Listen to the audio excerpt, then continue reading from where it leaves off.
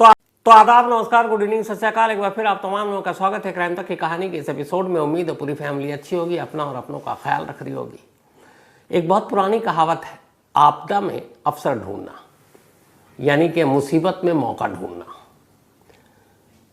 और कैसे कैसे मौके या कैसी कैसी मुसीबत, कैसी आफत, जिस वक्त सारे लोग उस तरफ उसके बारे में सोच रहे हो और कुछ लोग, उनका दिमाग क्या क्या फितूर सोचता है। अभी 8 फरवरी की ही बात है जब उत्तराखंड के हल्द्वानी में दंगा भड़क उठा था। कुछ अवैध निर्माण और कंस्ट्रक्शन को तोड़ने के लिए पुलिस की टीम पहुंची थी। उस पर लोकल लोग भड़क गए और इसके बाद दंगा भड़का। ये सारी कहानी, सारी न्यूज़ आप लोगों ने अखबारों में, टीवी पर देखी। तो हल्द्वानी दंगे में झुलस रहा है। लगातार दंगाइयों और पुलिस के बीच झड़प हो रही है, गोलीबारी चल रही है और कई लोगों की जान चली गई। सरकारी फिगर के हिसाब से 8 लोग मारे गए और दर्जनों घायल हुए। उसी हल्द्वानी में, उसी दंगे के दौरान की ये कहानी है। जब हल्द्वानी में दंगा भड़का, लोग जिस तरीके से उग्र हुए, हिंसक हुए, उसके बाद और फोर्स मंगानी पड़ी। पुलिस के ऊपर पथराव हो रहा था, कई पुलिस वाले घायल हो गए थे। तो उसी दौरान में बहुत सारे लोग, फायरिंग भी हुई, पुलिस की तरफ से भी गोली चलाई गई, क्योंकि दंगाइयों को रोकने का और कोई तरीका नज़र नहीं आ रहा था। पुलिस वालों की खुद जान खतरे में थी। तो इस दंगे के दौरान कई लोग मारे गए। सड़कों पर बहुत सारे घायल पड़े हुए थे, कुछ लाशें भी पड़ी थी। कर्फ्यू लगा दिया गया। अब इसके बाद 9 फरवरी की तारीख आ जाती है, दंगे भड़कने के अगले दिन। 9 फरवरी को अगले दिन शहर के, यानी कि हल्द्वानी के इंदिरा नगर के एक रेलवे फाटक के करीब एक लाश मिलती है। उस लाश को जब पुलिस को बताता है, पुलिस जाती है, देखती है, पूरी लाश खून से तरबतर और एक नौजवान की लाश थी। पहली नज़र में देखकर साफ था कि यह भी दंगाइयों का शिकार हो गया, और या फिर यह भी हो सकता है कि क्रॉस फायरिंग में पुलिस की ही गोली से मारा गया।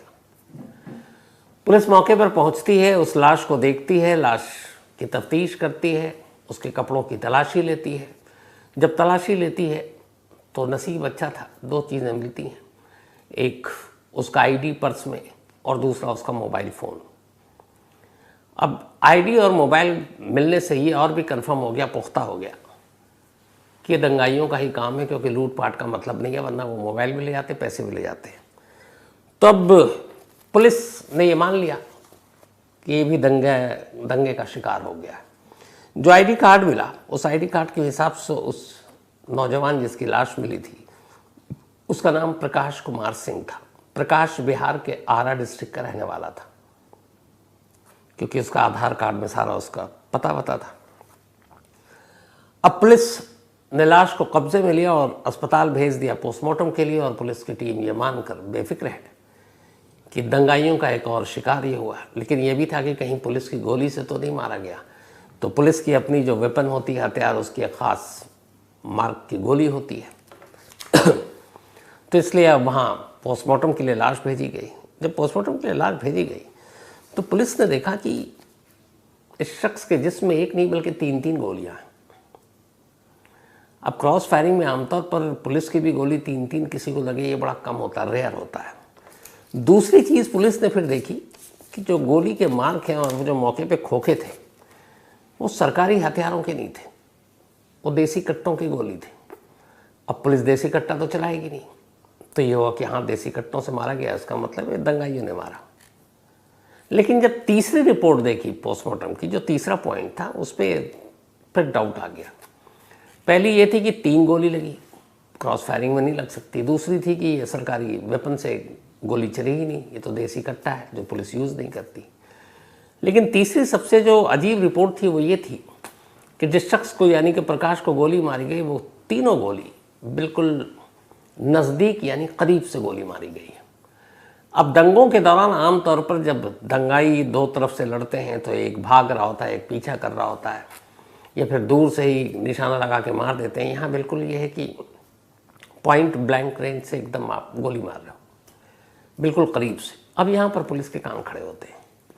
कि ये मामला दंगे का नहीं है, ये दंगे में नहीं निपटाया गया, बल्कि ये कहानी कुछ और है। क्योंकि पोस्टमार्टम रिपोर्ट इशारा यही कर रहे थे। अब पुलिस ने फिर पहली बार दंगे को छोड़कर एक मर्डर के लाइन पर इस केस के इन्वेस्टिगेशन की शुरुआत की कि कत्ल का मामला और इसकी तफ्तीश करते हैं। अब जब शुरुआत की तो पुलिस ने सबसे पहले प्रकाश के पास से मोबाइल, उसके कॉल डिटेल को खंगालना शुरू किया। प्रकाश के कॉल डिटेल से पता चला कि आखिरी कॉल उसने 8 फरवरी को ही, जिस दिन दंगा भड़का, उससे जस्ट थोड़ी देर के बाद एक लोकल नंबर पर किया था, यानी कि हल्द्वानी के नंबर पर। उससे पहले कि उसके कॉल के लोकेशन दिखा रहे थे कि वो 8 फरवरी को हल्द्वानी में नहीं था, बल्कि सुबह वो अब उत्तराखंड में एक जगह है सिरादगंज, वहाँ था। लेकिन उसके बाद वो हल्द्वानी पहुंचा और तब तक दंगा भड़क चुका था। लेकिन जब वो आया तो इसका मतलब है कि उसे भी पता था कि शायद हल्द्वानी में दंगा भड़का हुआ है, लेकिन उस दिन 8 फरवरी को ये नहीं मालूम था कि इतना ये सीरियस होगा। तब आखिरी कॉल जब देखा गया तो हल्द्वानी का लोकल नंबर निकला। जब हल्द्वानी का लोकल नंबर निकला तो फिर पुलिस की टीम उस लोकल नंबर को ट्रेस करती है, उसका नाम पता निकालती है और पुलिस चौंक जाती है। वो जो आखिरी कॉल किया गया था वो एक प्रियंका नाम की महिला का नंबर था और प्रियंका हल्द्वानी की रहने वाली थी। अब पुलिस की टीम प्रियंका के घर पहुंच गई। जब प्रियंका के घर पहुंची, प्रियंका से उसने अभी पूछताछ ही की, तब तक दूसरा शॉक, दूसरी बार पुलिस चौंकी। वजह ये थी कि प्रियंका कोई और नहीं बल्कि एक पुलिस कांस्टेबल की पत्नी थी और पुलिस वालों को देखकर भी उसने उसी तरह बिहेव किया कि हमारे हस्बैंड है और अभी इस वक्त हल्द्वानी में लॉ एंड ऑर्डर बिगड़ा हुआ है, तो वो ड्यूटी पर है। अब पुलिस को लगा कि ये क्या मामला है, हमारे डिपार्टमेंट के एक पुलिस वाले की पत्नी और आखिरी कॉल उसने किया।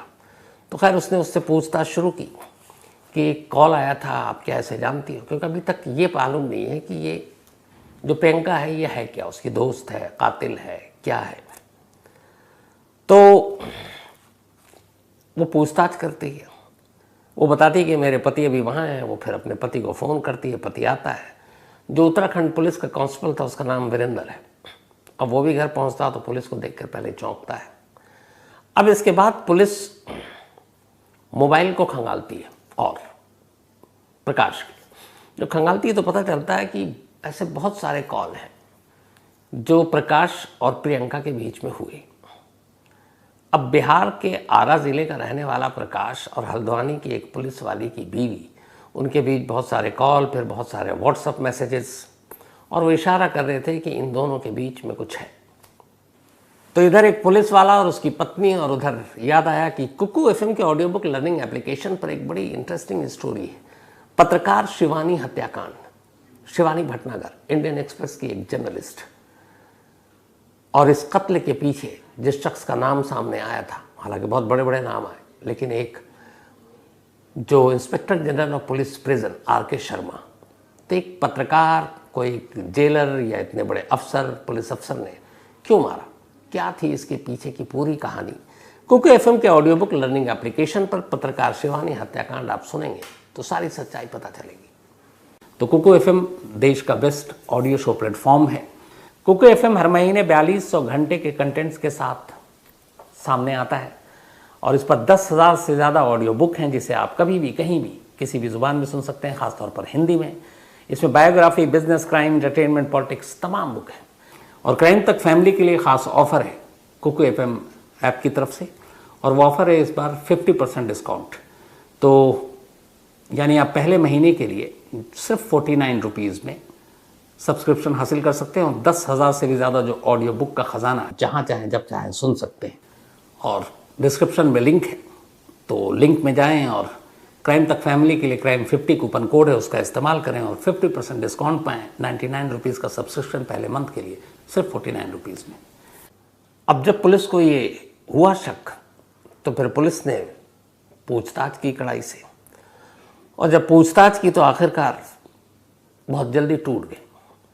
प्रियंका तो उस वक्त नहीं थी, पूछताछ करके ये लोग उसके बाद वीरेंद्र के पास पहुंचे थे और फिर कहा था दोबारा आएंगे, तो वीरेंद्र से पूरी पूछताछ की। फिर उससे कहा कि ऐसी ऐसी चीज़ हुई है, एक प्रकाश नाम का शख्स है जिसकी लाश मिली है। तो वीरेंद्र से पूछताछ हुई। जब वीरेंद्र से पूछताछ हुई और उसको बताया गया कि देखो मुझे नहीं मालूम, पुलिस वाले भी उस वक्त अंधेरे में थे, कि तुम्हारी पत्नी इस शख्स से इतनी बातें कर रही हो और ये जो मैसेजेस हैं, ये मैसेजेस बता रहे हैं कि उन दोनों के बीच में रिश्ता है। अब यहाँ पुलिस पूछताछ भी कर रही, ये भी लग रहा कि कहीं वीरेंद्र को इससे सदमा लगे, कुछ और हो। तो फिर उससे पूछताछ करने के बाद वीरेंद्र टूट पड़ा और रो पड़ा। उसने कही सच्चाई मैं जानता हूँ। फिर उसने पूरी कहानी सुनाई। अच्छा, जब ये प्रियंका के घर पुलिस पहुंची तो उससे शुरुआती पूछताछ के बाद जब वीरेंद्र आया तो पुलिस वीरेंद्र को लेकर, क्योंकि उन्हीं के डिपार्टमेंट का था, उन्होंने कहा पुलिस वाला है, मदद करेगा, उसको लेकर चले गए। प्रियंका को घर छोड़ दिया। अब वीरेंद्र से जब दिखाया तो वीरेंद्र टूट गया और उसके बाद उसने पूरी कहानी सुनाई। कहानी ये थी कि ये जो प्रकाश था ये नौकरी के सिलसिले में उत्तराखंड पहुंचा था और उत्तराखंड आने के बाद वो उसका एक दोस्त रहा करता था। ये खुद सिराजगंज में रहता था और उसका एक दोस्त रहता था जो हल्द्वानी में रहा करता था। तो उसका वो दोस्त अक्सर उस दोस्त से मिलने के लिए प्रकाश जाया करता था। प्रकाश उसके घर जाता, कई बार रुक भी जाता। तो उसके दोस्त का नाम था सूरज। इत्तेफाक से कई बार, चूंकि दोस्ती गहरी थी, जब वो घर पे रुकता तो एक महिला आया करती थी उसके घर पर और उसका नाम था प्रियंका। वो सूरज की जानने वाली थी और वीरेंद्र की भी जानने वाली थी, क्योंकि सूरज वीरेंद्र को भी जानता था और उसकी पत्नी को भी। तो प्रियंका वीरेंद्र यानी सिपाही की पत्नी थी। तो उसी घर पे कई बार प्रकाश और उस सिपाही की पत्नी की मुलाकात हुई। कई बार वो अकेले भी आती, दोनों में दोस्ती हुई। फिर बहाने ढूंढने लगा प्रकाश और वो अक्सर अपने दोस्त सूरज के घर आ जाता और उसकी इन्फॉर्मेशन प्रियंका को पहले से होती, तो प्रियंका उससे उसके दोस्त के घर पर मिलने आती। ये सिलसिला महीनों चलता रहा। अब दोनों एक दूसरे से प्यार करने लगे, दोनों के बीच बेहद नज़दीकियाँ हो चुकी थी। वक्त बीतता गया। अभी तक लेकिन इनके रिश्ते की खबर किसी को नहीं थी, खुद वीरेंद्र को भी नहीं थी। शायद ये रिश्ता भी और आगे परवान चढ़ता। लेकिन इसी दौरान में प्रकाश को ये लगा कि ये पुलिस वाले की पत्नी है, इनके पास काफ़ी पैसे होंगे। तो उसने अब प्रियंका की कुछ तस्वीरें या वीडियो उस हालत में शूट कर लिया जो आपत्तिजनक है, ऑब्जेक्शनेबल है, और उसने उसको अपने मोबाइल में रख लिया। फिर वो जब मिलता तो फिर उसने एक दो बार ऐसी कुछ तस्वीरें और वीडियो दिखाई। प्रियंका ने कहा भी कि इसको डिलीट कर दो, सबको पता चल जाएगा। लेकिन अब वो उसको ब्लैकमेल करने लगा। उसने कहा मुझे इतने पैसे चाहिए वरना तुम्हारे पति को ये भेज दूंगा। प्रियंका घबरा गई। शुरुआत में तो उसने पैसे देने शुरू किए, लेकिन मांग बढ़ती गई। प्रियंका परेशान हो गई। आखिरकार उसे लगा कि अब कोई रास्ता नहीं है, तो एक रोज़ उसने माफ़ी मांगते हुए अपने पति वीरेंद्र को सब कुछ सच सच बता दिया।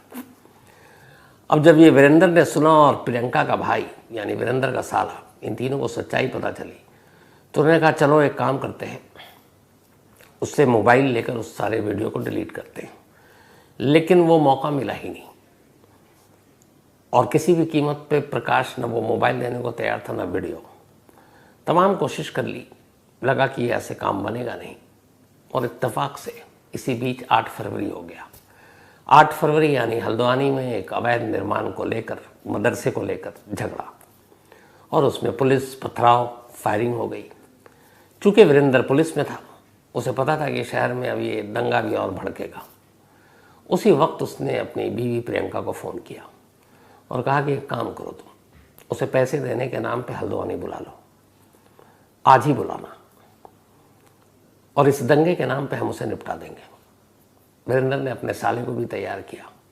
प्रियंका ने फ़ोन किया। इस साजिश से बेखबर प्रकाश सिराजगंज से हल्द्वानी पहुंचा। वहाँ पहुंचने के बाद तीनों ने कहा कि चलो तुम्हें पैसे देते हैं। शहर में दंगा शुरू ही हुआ था। उसके बाद ये एक रेलवे फाटक था, वहाँ पर ले जाकर बेहद करीब से उन्होंने एक एक कर 3 गोली मार दी। 3 गोली मारी। उसके मोबाइल से वो सारे वीडियो डिलीट किए और उसके बाद किसी को शक ना हो पुलिस वाला होकर भी ये गलती की, मोबाइल छोड़ा और निकल गए। उन्हें ये मालूम था कि पुलिस किसी भी कीमत पर शक ही नहीं करेगी, क्योंकि शहर दंगे की आग में झुलस रहा है, लोग मर रहे हैं, जख्मी हो रहे हैं, और ये लगेगा कि ये भी दंगाई का शिकार हो गया, और वो वहाँ से चल दी है। लेकिन देसी कट्टे से गोली चलाना वो भी एक दंगाई का काम हो सकता था, लेकिन बेहद करीब से एक के बाद एक 3 गोली मारना, यही पोस्टमार्टम रिपोर्ट की जब ये आई, पुलिस को पहली बार शक हुआ कि आमतौर पर करीब से 3 गोली दंगे के दौरान नहीं मारी जाती, और इसके साथ ही दंगे के बीच बुनी गई इस साजिश का खुलासा होता है। तो जैसा मैंने शुरू में कहा कि आपदा में अवसर या मुसीबत में मौका ढूंढने की जो कहावत है, उसी कहावत को इसने वीरेंद्र और उसकी पत्नी सबने मिलकर सच किया। अब इस पूरी कहानी की ट्रेजेडी ये है कि जिस प्रियंका की वजह से ये सब कुछ हुआ, जिस प्रियंका की वजह से प्रकाश की जान गई, जिस प्रियंका की वजह से उसका पति और उसका भाई आज कातिल बनकर जेल के पीछे है, खुद वो प्रियंका अब गायब है, और प्रियंका अभी तक पुलिस के हाथ नहीं लगी है। वो कहीं छुपी भी है, पुलिस की कई टीमें उसे ढूंढ रही है। जाहिर है देर सवेर वो भी पकड़ी जाएगी, लेकिन एक गलती की वजह से एक साथ प्रकाश की ज़िंदगी तो चली ही गई, खुद प्रियंका, उसके पति जो अच्छी खासी नौकरी पुलिस में कर रहा था, उसका भाई, इन सब की ज़िंदगी भी बर्बाद हो गई। हर बुरे काम का अंजाम यही होता है। तो आज कहानी में इतना ही, लेकिन